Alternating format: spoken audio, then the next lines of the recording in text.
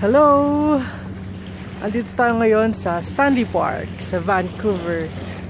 And siguro mga isang oras na rin ako naglalakad. I'm supposed to get a bike. However, hindi ko nakuha kanina din sa crew office.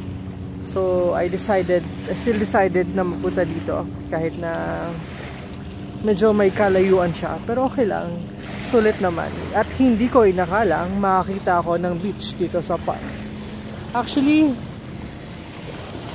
medyo surprising but a little bit disappointing. Kasi tingnan mo naman, andito na ako sa pinakadulo ng shore. Mag-i-end na siya. Kita mo yun. Doon sa kabilang dulo. Yun na yun. Siguro mga 2 tumbling at 3 split lang. Andun ka na sa kabilang dulo. So, may nakita rin akong bridge. Nakita mo ba yung bridge? There.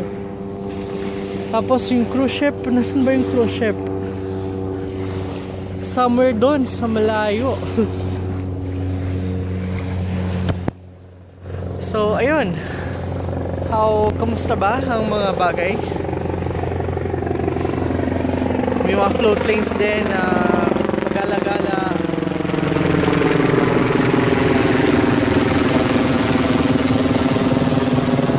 Ayan, matatapos na kasi itong Vancouver, Alaska run. So, ulitin na. This is the second to the last week. So, last week, I'm not sure if I will be if I will be able to be here again. Hanap tayo ng makakain ngayon. So, ayan. Bye!